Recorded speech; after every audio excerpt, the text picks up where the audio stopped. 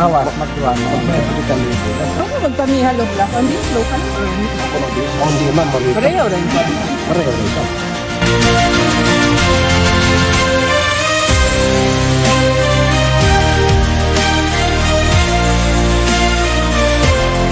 So ito ho yung napiling na site na binigay ni Barangay Chairman Marvin Mujahideen ng Barangay Pansul. Ito ho ay dating pinagdadausan ng klase ng mga kindergarten pupils, and this will be turned into a Sulu PPO Islamic Learning Center dito sa site na ito. So nandiyan ho yung kasama yung parang box type na maliit na kubo na yan hanggang dito po sa lupa na ito. So soon you will be seeing the rise of the Port Sulu PPO Islamic Learning Center dito sa lugar na ito, na matatagpuan po natin dito sa may Barangay Pansul sa Patikul.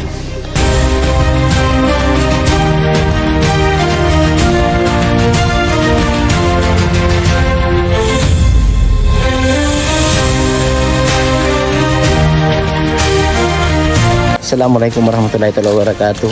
So biyaw mag-update kami regarding construction scene propose kula ang pagtawag nila well ang book source diha Barangay Pansol. So i-enhance ni i-improve para in tauri bang magtipon magsauk tubig magdakdak, and then segregated din sa ibang babae. So amoy ni hindi kadtuon hadlaw ini, and hopefully maka-sponsor din yung mga partners biasin GBRF, and at the same time shout out kang Kawarina sa National Commission on Muslim Filipinos sa Manila and kan Secretary.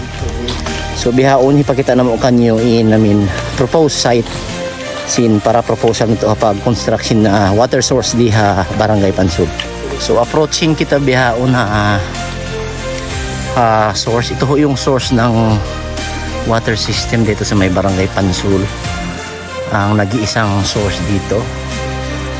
So ito ho ay enhance,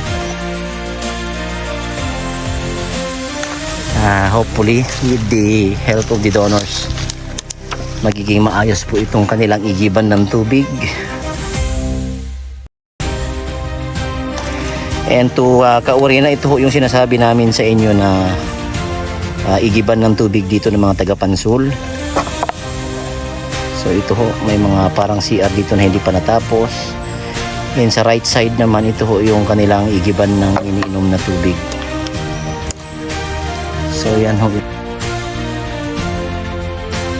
itsura. So preferably pag-usapan at maplano ng engineer kung ano yung magiging design na gagawin dito sa area. So yan, kasama natin ang municipal representative ng municipal engineer ng Patikul na pinadala po ni Mayor Kabir Hudin. So nandiyan na si Barangay Captain at ang ating mga representative ng Armed Forces of the Philippines, and si Police Lieutenant Colonel Gutierrez. So ito po yung water source.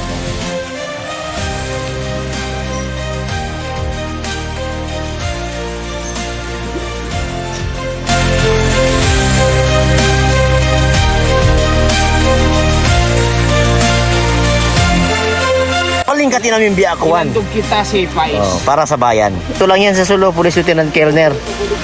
Naglalakad. Nagiging public servant para sa Barangay Pansul. Papunta kami ngayon ng source ng tubig. Mas malala sir din kahapon Oo, okay.